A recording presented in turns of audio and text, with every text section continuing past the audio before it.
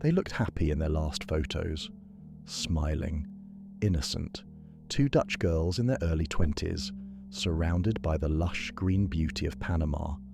But something went terribly wrong, because a few days later, they were gone. And weeks later, their phones told a story no one could make sense of. Kris and Lisanne Froon arrived in Boquete, Panama on March 29, 2014. Both were recent graduates, full of life and dreams of seeing the world while helping others. They'd planned to stay with a local host family and volunteer with children. The trip was meant to be safe, structured and inspiring. But just a few days into their stay, on April 1st, they decided to hike the El Pianista Trail, a well-known path into the rainforest that starts just outside town. Locals later said they weren't dressed for a long hike. Some even recalled seeing them with a dog, although that detail would never be confirmed. What is confirmed is this: they never came back. That night, neither girl returned to their host family.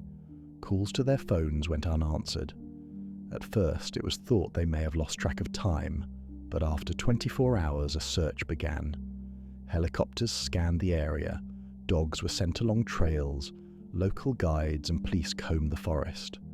Days passed, then weeks, and still nothing.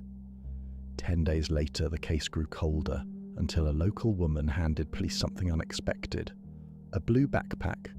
It had been found near a riverbank, over 10 kilometers from where the girls were last seen.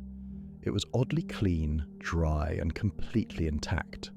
Inside was Lisanne's camera, both their phones, a water bottle, sunglasses, and 2 bras. But the real horror was in the data. Lisanne's phone had died on April 5th. Kris's iPhone had been switched on multiple times over the following days, but no calls ever connected. Dozens of attempts were made to dial 112 and 911, almost from the very first day. Even more unsettling, someone had entered the wrong PIN multiple times. Then suddenly, no more attempts. Even stranger were the camera's last photos. After the usual smiling pictures from early on the hike, there were over 90 images taken in the pitch-black jungle between 1 and 4 a.m. on April 8th. Some showed branches, rocks, others seemed random. One appeared to show blood on the side of someone's head. Another looked like a reflection of eyes.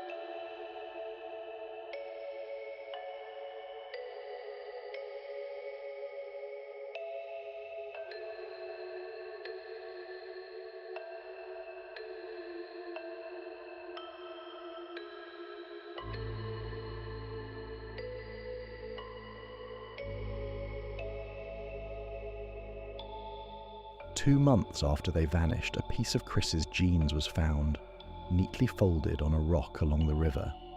Weeks later, bone fragments began to appear. Lisanne's left foot still inside her boot, a piece of her femur, and then scattered fragments of Kris's pelvis and rib cage. But the remains raised more questions than they answered. Lisanne's bones still had flesh, consistent with natural decomposition, but Kris's bones were bleached, and some had trace amounts of phosphorus. Experts couldn't agree. Had her body decomposed faster, or had someone tampered with it? The Panamanian authorities ruled it an accident. The girls had gotten lost, injured, starved, died in the jungle. But that explanation didn't sit right with many. For one, how would the backpack remain dry and intact after weeks of rain? Why were the phones turned on so many times, but with no attempts after April 11? Who had entered the wrong pins over and over on Kris's phone? And why take 90 flash photos at night, deep in the jungle, for nearly 3 hours? Some believed they were being stalked, that someone had lured them off the trail. Others think they fell, and one tried desperately to help the other. Still others suspect a cover-up, that someone from the area knew what happened and let the jungle bury the rest. But maybe the most chilling detail is what was never found.